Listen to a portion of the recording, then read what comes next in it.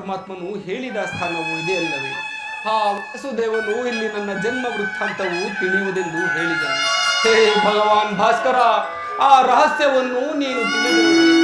ಸೂತನೆಂಬ ಅಂಧಕಾರದಿಂದ ನನ್ನನ್ನು ಉದ್ಧಾರ ಮಾಡು ದೇವ.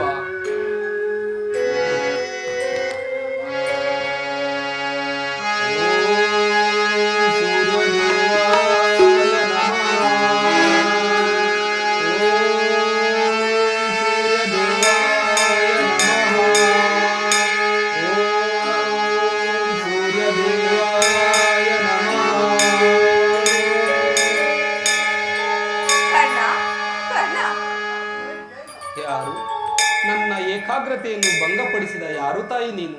ಕುಮಾರ, ನೀನು ಪೂಜಿಸುತ್ತಿರುವ ಸರ್ವಸಾಕ್ಷಿಯಾದ ಸೂರ್ಯದೇವನ ಜ್ವಲಂತ ಪ್ರಭೆಯನ್ನು ಮೊದಲು ತೋರಿಸಿದ ಸ್ತ್ರೀ ನಾನು. ನನ್ನನ್ನು ಕುಂತಿ ಎನ್ನುವರು ಕಂದ. ಏನು? ನನ್ನ ಹೆತ್ತಾಕೆ ಕುಂತಿದ್ದೇವೆ? ಹೌದು ಅಮ್ಮ, ಇದೋ ತಾಯಿ ನಿನ್ನ ಪಾದಕ್ಕೆ ನಮಸ್ಕರಿಸುವೆ. ಅಮ್ಮ, ಬಹುದಿನದ ಬಯಕೆ ಫಲಿಸಿತಮ್ಮ. ಬಯಸಿದ ದರುಶನವು ಲಭಿಸಿತಮ್ಮ.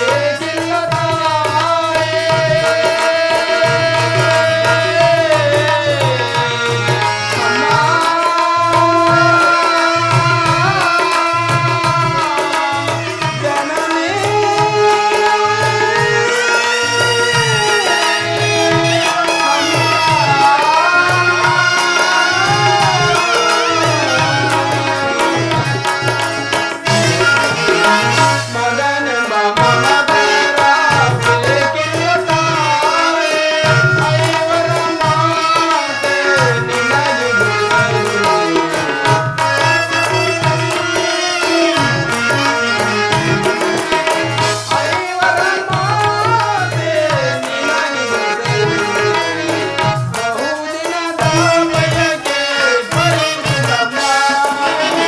ಬಯಸಿದ ತನುಜನು ಲಭಿಸಿದಮ್ಮ. ಬಹುದಿನದ ಬಯಕೆ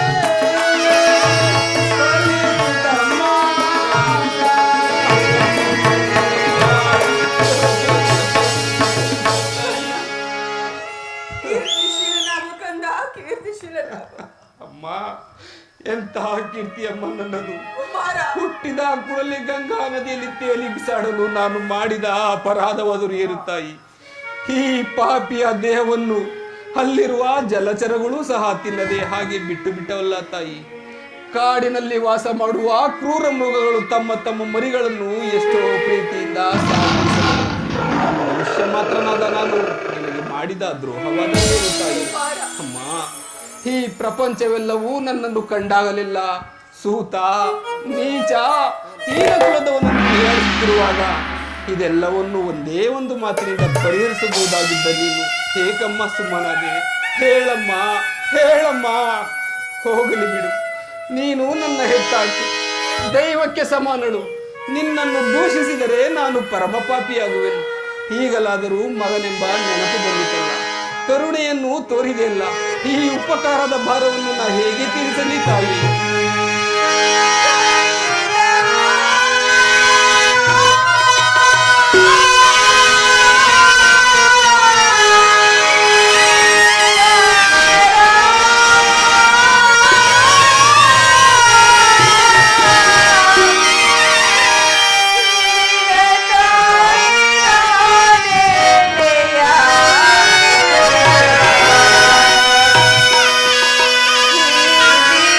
ಆ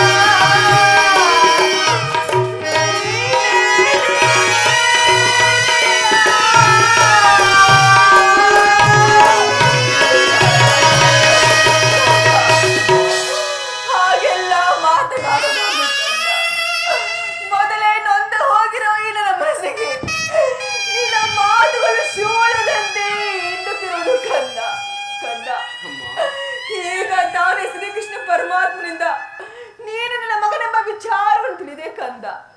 ಕುಮಾರ, ಅಮ್ಮ ಬಾಲ್ಯದಲ್ಲಿ ನೀನು ಪಟ್ಟ ಕಷ್ಟಗಳಿಗೆ ನಾನೇ ಕಾರಣನು. ನನ್ನನ್ನು ಕ್ಷಮಿಸು ಕಂದ, ಕ್ಷಮಿಸು. ಅಮ್ಮ, ನೀನು ಈ ರೀತಿಯಾಗಿ ಮಾತನಾಡುವುದು ಬಾಲಕನಾದ ನನಗೆ ಶ್ರೇಯಸ್ಕರ. ಕುಮಾರ, ನಾನು ಹತಭಾಗ್ಯನಮ್ಮ. ನನ್ನ ಈ ಕರ್ಮಕ್ಕೆ ನೀನೇನು ತಾನೇ ಮಾಡುವೆ? ನಿನ್ನ ಈ ಪಾದ ಸೇವೆಯನ್ನು ಮಾಡುತ್ತಿರುವ ಪಾಂಡವರಲ್ಲವೇ ತಾಯಿ ಸುಕೃತಶಾಲಿಗಳು. ಅಂತಹ ಭಾಗ್ಯ ಈ ಪಾಪಿಗೆ ಎಲ್ಲಿಂದ ಬರಬೇಕು ತಾಯಿ? ಕುಮಾರ, ಹಾಗಿದ್ದು ಹಾಗೆ ಹೋಯ್ತು. ಈಗಲಾದ್ರೂ ನೀನು ಪಾಂಡವರು ಸೇರಿ ಸೌಖ್ಯದಿಂದ ಬಾಳು ಕಂದ. ಅಮ್ಮ, ನಾನು ಜೀವಿಸಿರೋ ತನಕ ಸ್ವಾಮಿ ದ್ರೋಹವನ್ನು ಮಾತ್ರ ಮಾಡಲಾರೆ ತಾಯಿ. ಕುಮಾರ, ನಿನ್ನ ಹೆತ್ತ ತಾಯಿಯಾದ ನಾನು ನಿನ್ನಲ್ಲಿ ಭಿಕ್ಷೆಯನ್ನು ಬೇಡುತ್ತಿರುವೆನು ಕಂದ. ಅವರಲ್ಲಿ ವೈರವನ್ನು ಕಲೆ. ಕುಮಾರ, ನೀನು ವೀರಮಾತೆ, ನೀನೇ ಹೇಳು. ಪೊರೆದಾತನನ್ನು ತೊರೆಯುವುದೇ? ಆತನು ನನ್ನನ್ನೇ ನಂಬಿ ಯುದ್ಧವನ್ನು ಹೂಡಿರುವಾಗ ಇಂತಹ ಸಂಬಂಧಗಳನ್ನು ಕಲ್ಪಿಸಿಕೊಂಡು ಆತನನ್ನು ತೊರೆದರೆ ನಾನು ಕೊಲೆ ಪಾತಕನಿಗಿಂತಲೂ ಕಡೆಯಾಗುವುದಿಲ್ಲವೇ ತಾಯಿ? ಇದರಿಂದ ನಮ್ಮ ತಂದೆ ತಾತಿಂದರು ನರಕಕ್ಕೆ ಬೀಳದಿಹರೆ. ನಾಳೆ ಹುಟ್ಟುವ ಮಕ್ಕಳು ಮೊಮ್ಮಕ್ಕಳು ಕಣ್ಣನ್ನು ಇಂತಹ ನೀಚನೆಂದು ಶಪಿಸದಿಹರೆ ತಾಯಿ. ಇಂತಹ ಸನ್ನಿವೇಶದಲ್ಲಿ ವೀರಮಾತೆಯಾದ ನೀನೇ ಹಿತಬೋಧನೆಯನ್ನು ಮಾಡುತ್ತಾಯಿ. ನಿಜ ಕುಮಾರ, ನಿನ್ನ ಮಾತು ಸತ್ಯ. ಆದರೆ ಪಾಂಡವರು ನಿನ್ನ ಬೆನ್ನಿನ ಮೇಲೆ ಬಿದ್ದ ಸಹೋದರರಲ್ಲವೇ? ನೀವು 6 ಜನ ಸೇರಿ ಈ ರಾಜ್ಯ ಭಾರವನ್ನು ಮಾಡುವುದನ್ನು ನಾನು ಕಣ್ತುಂಬ ನೋಡಿ ಸಂತೋಷ ಪಡಬಾರದೆ ಕಂದ. ಅಮ್ಮ, ಇದುವರೆಗೂ ಪಾಂಡವರೆಲ್ಲರೂ ನನ್ನ ಸೋದರನೆಂಬ ಭಾವನೆ ನನ್ನಲ್ಲಿರಲಿಲ್ಲವಲ್ಲ ತಾಯಿ. ನೀನು ಎಳೆತನದಲ್ಲಿ ನಿಷ್ಕರುಣೆಯಿಂದ ಕಡಿದು ಹಾಕಿದ ಸಸಿಯು ಪೋಷಿಸುವರಿಲ್ಲದೆ ಒಣಗಿ ಹೋಗಿರುವುದು ಕುಮಾರ ಪುನಃ ಚಿಗುರುವುದೇ ತಾಯಿ. ಅಮ್ಮ, ಶ್ರೀಕೃಷ್ಣ ಪರಮಾತ್ಮನು ಪಾಂಡವರ ಪ್ರಾಣವೇ ತನ್ನ ಪ್ರಾಣವೆಂದು ಹೇಳಿರುವಾಗ ನನ್ನ ಪ್ರಾಣಕ್ಕೆ ಭಯವಿಲ್ಲವೇ ತಾಯಿ? ಇದು ತಾಯಿ ನಿನ್ನ ಚಿಂತೆಯನ್ನು. ಕುಮಾರ, ಹೇಗೆ ಬಿಡಲಿ ಕಂದ? ದುರ್ಯೋಧನ ಮತ್ತು ಲೋಕೈಕ ವೀರನಾದ ನೀನು ಆ ಪಾಂಡವರ ಮೇಲೆ ವೈರವನ್ನು ಸಾಧಿಸುತ್ತಿರುವಾಗ ನಾನು ಚಿಂತಿಸಿದೆ ಹೇಗೆ ತಾನಿರಲಿ ಕುಮಾರ. ಹೋಗಲಿ, ಯುದ್ಧದಲ್ಲಾದ್ರೂ ಪರಾನ್ಮುಖನಾಗೋ ಕಂದ. ಕುಮಾರ, ಎಂತಹ ಮಾತನ್ನು ಕೇಳಿಬಿಟ್ಟೆ ತಾಯಿ. ನಾನು ಜೀವಿಸಿರೋ ತನಕ ಸ್ವಾಮಿ ದ್ರೋಹವನ್ನು ಮಾತ್ರ ಮಾಡಲೇ ತಾಯಿ. ಅಮ್ಮ, ದುರ್ಯೋಧನನಿಗೆ ನನ್ನ ಮೇಲಿರುವ ವಿಶ್ವಾಸವನ್ನು ನೀನೇನು ಬಲ್ಲೆ ತಾಯಿ? ಈ ಪ್ರಪಂಚವೆಲ್ಲವೂ ನನ್ನನ್ನು ಸೂತ, ನೀಚ, ಹೀನ ಕುಲದವನೆಂದು ದೂಡಿಬಿಟ್ಟಾಗ ನನ್ನನ್ನು ಬಹು ಪ್ರೀತಿಯಿಂದ ಕರೆತಂದು ಅಂಗರಾಜ್ಯಕ್ಕೆ ಪಟ್ಟಾಭಿಷಿಕ್ತನಾಗಿ ಮಾಡಿದವನಲ್ಲವೇ? ಪ್ರಾಣದ ಪ್ರಾಣದಂತೆ, ಹೃದಯದ ಸಖನಂತೆ ನನ್ನನ್ನೇ ನಂಬಿ ಯುದ್ಧವನ್ನು ಹೂಡಿರುವಾಗ ಇಂತಹ ಸಂಬಂಧಗಳನ್ನು ಕಲ್ಪಿಸಿಕೊಡ ಆತನು ತೊರೆಯುವುದು ಧರ್ಮವೇ ತಾಯಿ? ಸರ್ವದ ಆಗಲಾರದು ತಾಯಿ, ನಾನು ಪರಾತ್ಮಕನಾಗಲಾರೆ. ಹೋಗಲಿ ಬಿಡು ಕುಮಾರ. ರಣರಂಗದಲ್ಲಿ ಪಾಂಡವರು ಏನೋ ಸಿಕ್ಕಿದ್ದಲ್ಲಿ ಅವರನ್ನು ಉಳಿಸು ಕಂದ. ಕುಮಾರ, ಆಗಬಹುದು ತಾಯಿ, ಆದರೆ ಯಾರನ್ನಾದರೂ ಉಳಿಸಿದೆ ನನ್ನ ಪರಮ ವೈರಿಯಾದ ಅರ್ಜುನನನ್ನು ಮಾತ್ರ. ಹೌದು, ಅರ್ಜುನ ಮೇಲೆ ಇಷ್ಟೊಂದು ಆವೇಶ ಬೇಕೆ ಕುಮಾರ?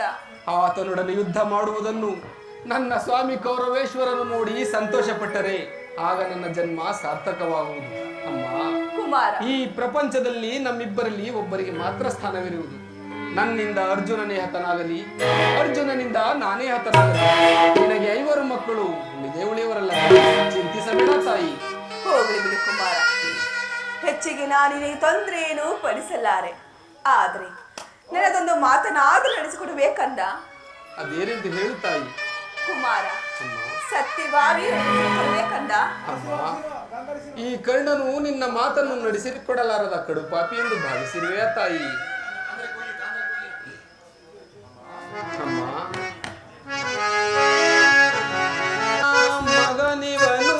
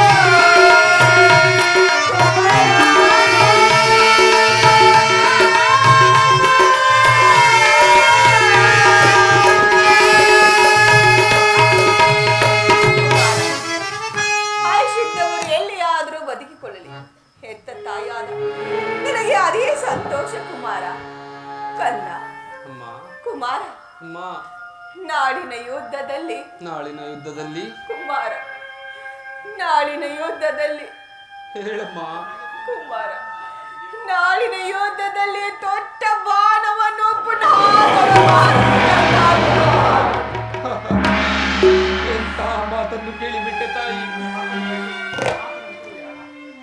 ಕುಮಾರ, ಅಮ್ಮ, ನಿನ್ನ ಮಾತಿನಲ್ಲಿ ಸಂದೇಹವಿಲ್ಲ ತಾನೆ ಕಂದ? ಅಮ್ಮ, ಈ ಕರ್ಣನ ಮೇಲೆ ಸಂದೇಹವೇ ತಾಯಿ. ಅಮ್ಮ, ಕುಮಾರ,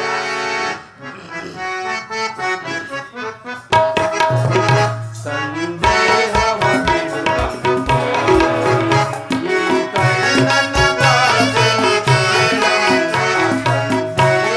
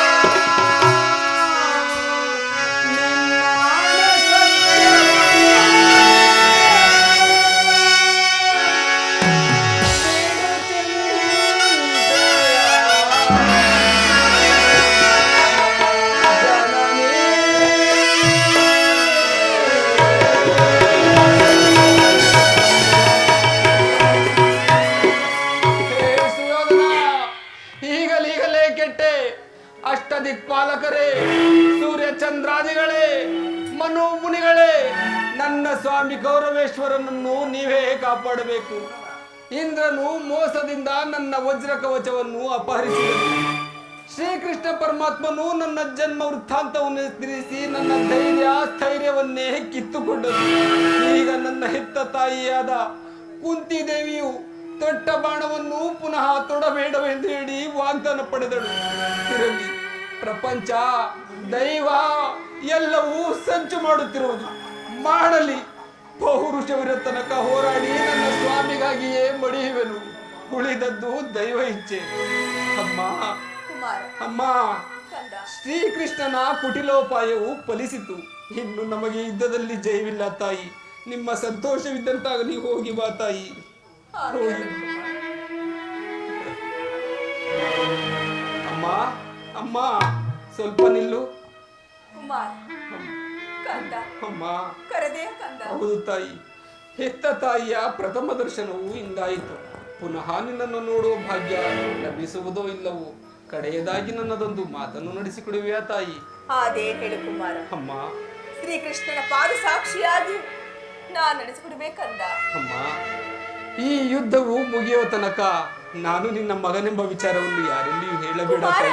ಹೌದು ತಾಯಿ, ದೈವವಶಾತ್ ಈ ಯುದ್ಧದಲ್ಲಿ ನಾನು ಮರಣ ಹೊಂದಿದರೆ ಸತ್ಯಸಂಧನಾದ ಧರ್ಮರಾಯನ ಕೈಯಿಂದಲೇ ನನ್ನ ಉತ್ತರ.